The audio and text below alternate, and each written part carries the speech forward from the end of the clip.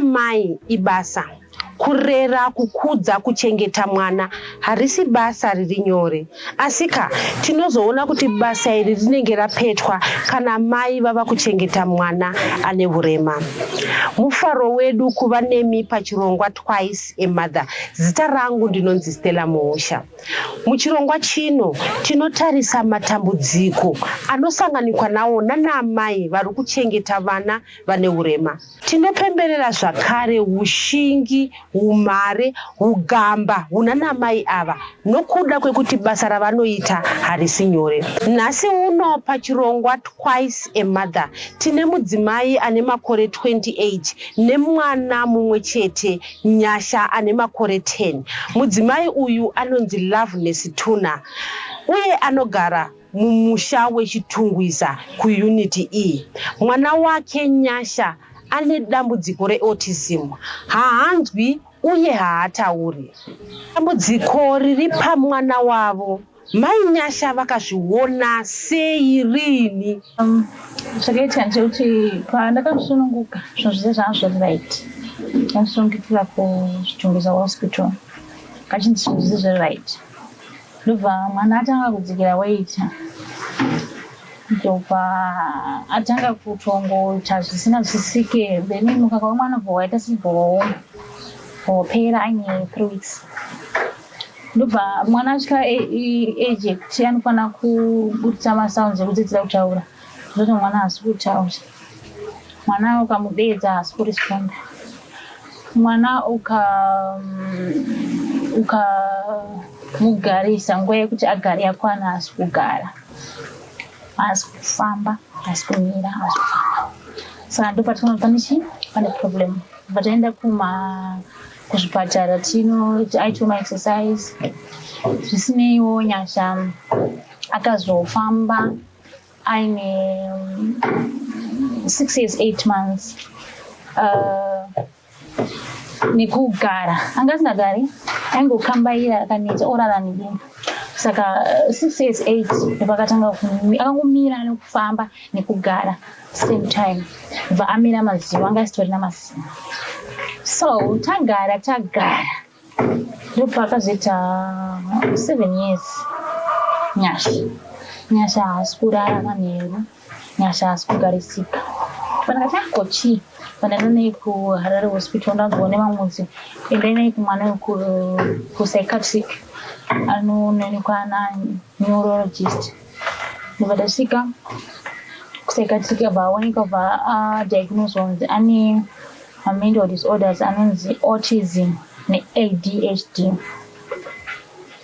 So paipapo ndobva anzi anofanira kunwa mushonga wekuti aite calm because ari hyper. Abva aitwa tests. Kumashure kwekuti asati taona kuti ane mental disorders, takamuitisa test chida kunzwa chichikuitika munzeve make. Ndobva test result yabudisa kuti mwana anonzwa ne1 nzeve asi ine infection, asi inonzwira kure asi ine infection. Tenga eardrop vatamutengera mushonga. Then ndobva anzi anofanira kuti inonzi ABR kana kuti ASSR. Saka test iyi vanhu vanda zvokuuya nemishini apo neapo vachibva kunze kumuno muZimbabwe hatina mishini iyoyo. Mishini inoonekwa kumaprivate pandaita quotation bva 350 test iyi. Saka ndobva ndangomira ndakadaro nokushayikwa kumari, bva ndakatanga kungopa medication yake. Saka dzimwe nguva kuchipatara vanombowana, dzimwe nguva inomboshayika. Saka tinenge tichifana kumutengera. Nyasha pesa apa pamaziva kuti mwana ane dambudziko, muri kumhanya muri kuendeswa kwamukuenda uko, baba vacho vakazvitora sei vaziva kuti mwana ane dambudziko? Tinoziva kuti kazhinji kacho mwana wekutanga excitement iripo, ndani mwana wangu. Pavakazoziva kuti mwana ane dambudziko vakazvitora sei, uye vehukama kwenyu mimi nekwababa vacho vakazvitora sei? Kuna baba vacho zvakaita kuti takasiyana. Nhumbu ine mwedzi mumwe chete, nhumbu yemwana uyu. Saka takazenge tichingotaura pamafoni, ndobva ndavaudza. Vakangoti havana kuzvitambira. vanoti ivo varikuda havanyatsodzwisisa kuti mwana ndiwavo, saka tingati vakazvitambira vanozvitambira, saka havakwanisi kuchengeta mwana nekuti varikuda chinoratidza kuti mwana ndiwavo, DNA test. Saka hama dzavo hadzikwanisi kupindira panyaya yemwana iyi nekuti vanenge vachida zvakakwana kubva kumuridzi ari kunzi ndiye mudzi wemwana. Hama dzangu inini vakawanda havana kuzvitambira, vazhinji vakazvitambira, vazhinji vashoma vakazvitambira, havana chavanokwanisawo kuita pamwana kana pandiri. Zvichida kuti muri kuti imimi baba vemwana kutaura kuno kwavamo muupenyu hwemwana, zvese zvemapiritsi amuri kutaura nekurapwa kwake kwese hapana chavanokubatsirai nacho? Aiwa, hapana. Makangomira muri mega? Ngori ndega. Ndezvipi zvekuti imimi mungati nyasha kunyange zvinezvi ane 10 years izvi zvinoitwa nevana vezera rake asi iye zvaasingakwanisi kuita? Akwanise kugeza ega, akwanise kupfeka hembe kana kubvisa hembe, wapedza kumugeza akwanise kuzora mafuta, kupfeka bhutsu, akwanise kudya, akwanise kubata spunu achiisa kumuromo wake. Dzimwe nguva zvinhu zvakaita seraisi anogona kunyonga achiisa kumuromo, but spunu akwanise kubata nekuda kwekuti hameno zvinotaurwa nanachiremba kuti anozvida achigona mukamudzisa iprocess. Mati akanzi hanzwi, zvichitova kuti nyasha haatauri? Hongu nyasha haanzwi, haatotauri kana word kuti anokwanisa kuita kuseka zvakanaka. Anokomuniketa nemisei kana ane nzara kuti anoda chinhu imi anotaura nemisei? Dzimwe nguva anongotanga kuchemera kana tiri murodi kuenda patakishopu kana pamusika yevanhu, kana tiri pamba atanga kurubura mapoto. Kana achirwadziwa nezvakaita semusoro, anobata musoro nekuona kuti temburicha yemwana yakakwira. Ipari panyaya yenzara, inini kana ndiri pamba ndinotoziva kuti mwana wangu apedza kudya nguva dzakati. Kana tichifamba ndinotoziva kuti ari kuda zvakati, anogona kungotosva otora. Tiri muchirongwa Twice a Mother, ngatimboturai mafemu tisangane zvakare muchikamu chinotevera.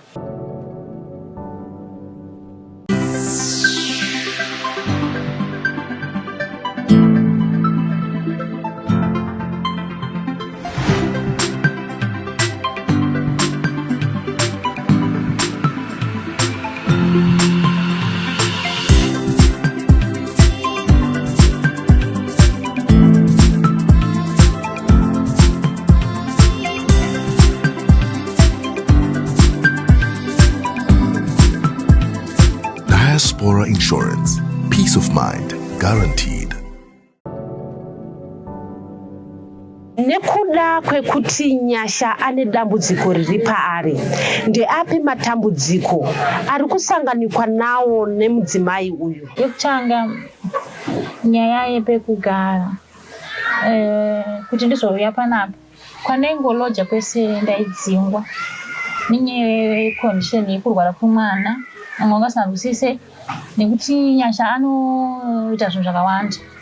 Anomboita noizi kuitira weti pese pese, kupinda kana mumadzimba dzevanhu kuti ndichiroja navo.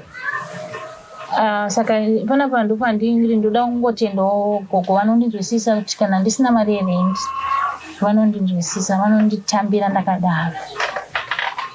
Rechipiri dambudziko nderekuti nyasha akashaya mushonga, ari hyperactive zvekuti anogona kungoti ukamusiya ari ega zvenguva diki diki unogona kuona apwanya kana zvinhu, makapu edhaga, magirazi, kusanganisa kana chikafu chisingafaniri kusangana, zvekuti kana kudira mvura safe mumvura, kana kungoita zvinhu zvakangowanda wanda, kundikwadza kana kundicheka nebanga kana chigero kana reza, chero chaanenge angoona chinokwadza. Saka nyasha munhu wekuti akashaya mushonga zvinenge zvakaoma.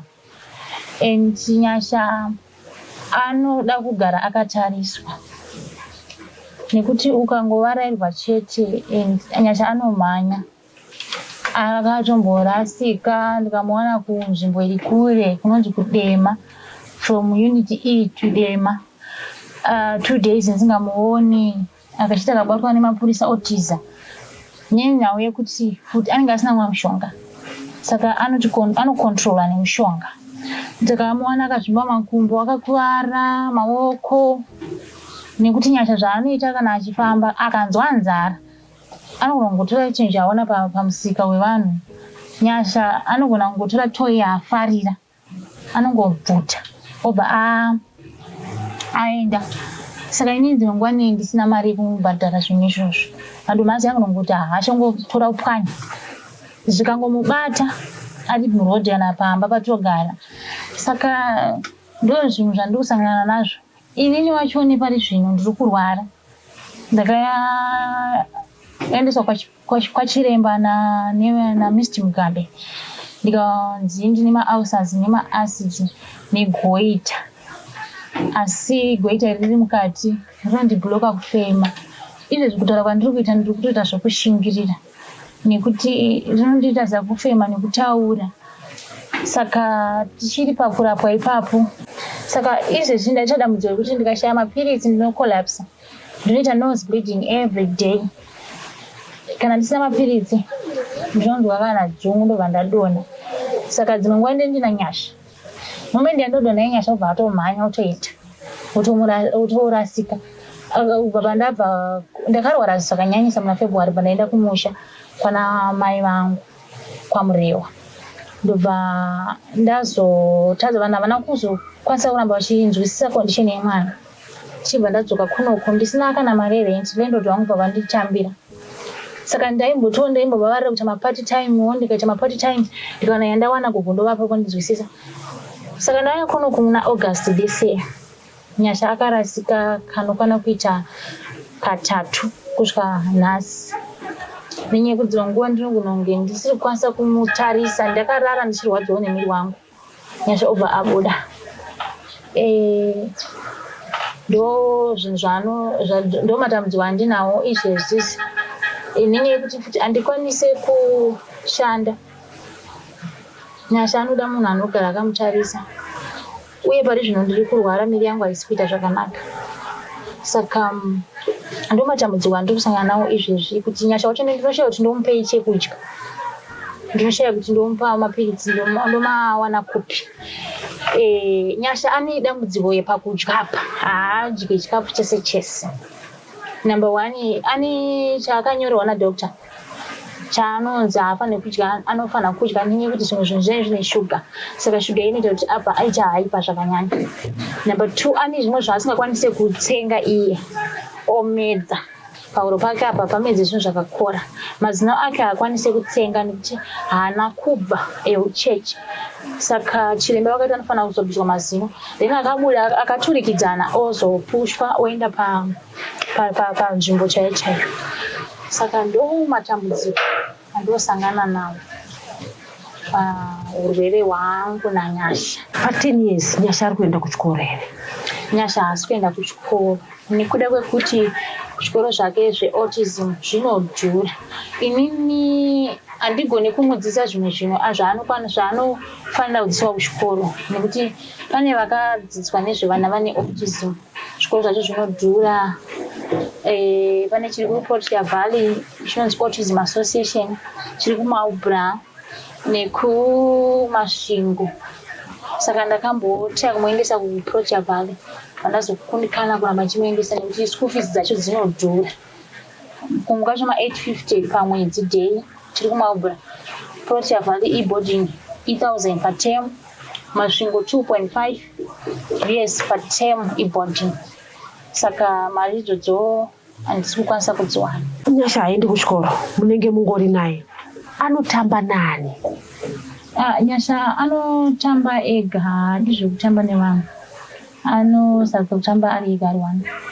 Kana kutambisa anofarira foni, anofarira magazini, ndozvo zvaanowanzotamba nazvo, kwete vamwe vana shamwari adi. iye ndiye asingatodi shamwari ndiye asingatodi asi mwana anongada kutamba naye but iye anoramba anotanga kutoita zvake ega kana kutodzima kana kuti munhu anozviti munhu ari intelligent saka mumwe munhu akapinda paari anoda kutanga kumubatsirana kuti vatambe vese haadi anoti nini ndinoziva ndinoda kuzviita zvinhu zvangu munhu ari intelligent saka hatambi nemunhu anotamba ega semwana asingatauri anenge achingoramba nematoizi ake here kuti zvinofamba sei kana pane vanenge vauya vachida kutamba naye anogona kutora dombo otema munhu kana kutswinya munhu kana kumara munhu haadi kutamba nevanhu kana vana kana vanhu vakuru gogo wepanapa vakachikoka rwoko ndobva nyasha vachida kutamba naye ndobva avabata pakachikoka ipapo ndobva vadzimbira haadi munhu anotamba naye nyasha ndo dambudziko raanaro tiri muchirongwa Twice a Mother ngatimbotorai mafemu tisangane zvakare muchikamu chinotevera.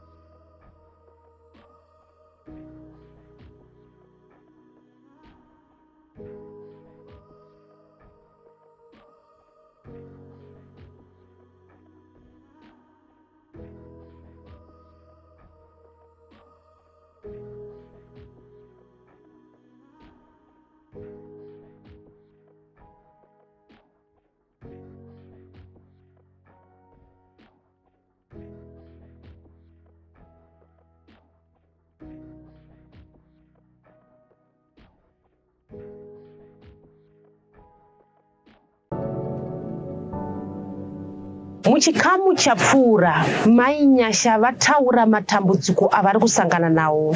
Ndezvipi zvekuti zvikaitika zvinokwanisa kurerutsa mutoro wavainawo? Apa matambudziko andambotaura kuti zvireruke tichikumbirawo kuti isusu semadzimai vane vana vane urema tiwanewo pekugara nekuti vana ava vanonedza kuti mumwe munhu anogona kutadza kunzwisisa and vanotoda panhu pane security yekuti panokiwa gate nekuti inini zvakafanana neni ndinoshaya mari yerendi handizivi kuti zvichasvika kupi ndogona kutozonzi ibvai pano handina kwekuenda nemwana ndakatomborwara muna February muna March ndikaenda kumusha kwana amai kwandakakurira ndakagara zvakanaka pakawanikwa zvekudya pazvakangopera ndakadzingwa nambuya mukadzi wehanzvadzi yamai vangu nasekuru vangu vanga vachizviziva vanga varipo ndikatambura ndikangodzoka futi panapo gogo vakanditambira saka ndizive kuti mwoyo wavo ucharamba wakareba kusvika papi saka chikumbiro changu kuti chishuwiro changu kuti tikawanawo pekugara zvinhu zvinoreruka chishuwiro changu kuti Nyasha aendewo kuchikoro akakwanisa kuenda kuchikoro zvinomubatsira iye mangwana kuti anowana chaanoita muupenyu. Ndinombonzwa nekuona vamwe vana vane autism vachizova madoctors vachiita zvinhu zvakawanda macomputers vanoita zvinhu zvakawanda vana vane autism because vari intelligent. Saka kuti akaendawo kuchikoro zvinenge zviri right pakuti nisina kuuraya future yemwana. Zvikoro zvandakambobvunzawo pane chiri kuRuwa, chiri kuProtea Valley, chiri kuMarlborough, Masvingo, kuWaterfalls. Chiri kuWaterfalls akabvanza hatikwanise kumutora because haanzwe, hatikwanise kumuinstructor obva ati haanzwe, haatauri, obva aita ma-mental disorders, ane multiple disability, saka tikwanise zvazvo. Mai Nyasha, mataure mimi kuti hamushandi. Nyasha ane special diet, ane zvinhu zvanonzi izvi haadye, izvi anodya, munoda kubhadhara renti pamuri kugara, iye zvinezvi muri kurwara. Muri kurarama sei? Ndezvipi zvamunoita zvinokupai cheuviri? Mambotaura nyaya kuti munomboita mapart time. Ko pamunenge muchirwara munozvifambisa sei? Panenge ndichirwara ndinongogara ndina zvandomboita gogo vanongonzwisisa lendodo vangu vanongonzwisisa ndinenge ndakatongorara handina zvandinchiita asi kana ndisingarwarewo ndinongoitawo mabati time kuwachira vanhu kugadzirira zvimwe zvinhu zvandoziva kana vanhu pamafoni ndine zvandine ruzivo rwandinarwo ndogona kungogadzirira mundu wano mari kana magroceries zvinongodhipenda nekuti mashona ndaitira akaita sei saka ndizvozvo. Ndezvipi zvekuti mimi mungati mimi zvichida munokwanisa kuita kuti zvikupei cheuviri munokwanisa kutengesa here ndezvipi zvamunokwanisa kuita?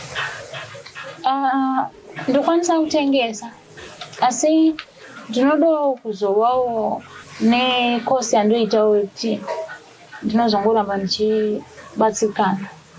Ikosi yechiyoyo yekuti mungati inini zvichida pamwe ndikaitawo kosi iyi ndinokwanisa kunge ndichiita kunyange ndiri pamba ndine mwana? Kosi yebeauty ndokwanisa kuita ndine mwana. Kumapati time kwamareva kuti munoenda imimi pamune mishore pamotoenda nanyasha?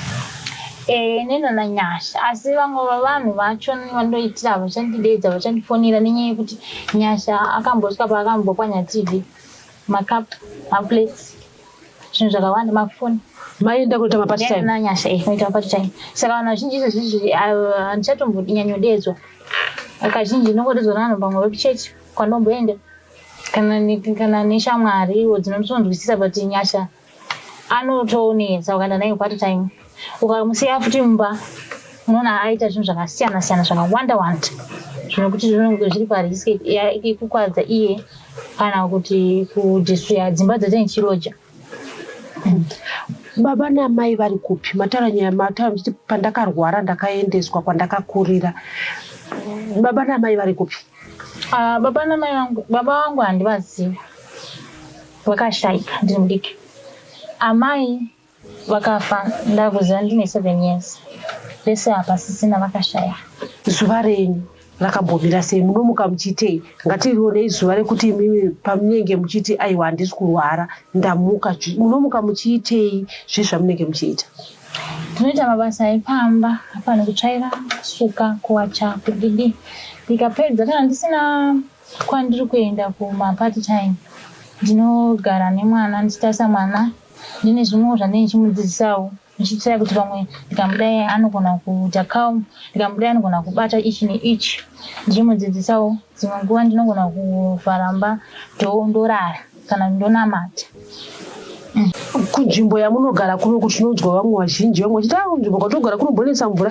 Imimi kuno kumvura yenyu yakamira sei? Mune mvura inobuda patepi here munozvifambisa sei? Kuno kune dambudziko hombe remvura. Mvura inonetsa kuno zvakanyanya. Tinombowana kumabhoho ecommunity but dzimwe nguva kunenge kwakazara. Dzimwe nguva wedza chaiyo kana kusina zuva masola atore moto. Saka dzimwe nguva panoenda kumvura ipapo unogona kuita 3 hours uri kumvura. Nyasha wamuvharira mumba. Dzimwe nguva wainga 9 anogona kuti panobva akutiza ipapo. Ngatone munharaunda. Vemunharaunda vakunzwisisa here dambudziko rina nyasha rekuti munoti nini zvichida pamwe dzimwe nguva vanotombondibatsira pamwe ukamona chimhanya votomubata vomudzosa kumba? Vamwe vanhu vanonzwisa vanomubata, vamwe vanongomusiya. Like vakambonasira akatomboenda kwamakoni vanhu vakangomusiya akazopedza abva pamakoni vanhu vabvara mashopu vachienda kutollgate yekwaziko. Saka vamwe vanomusiya vamwe vanomubata vamwe vanomurova. Pane paakatomborova?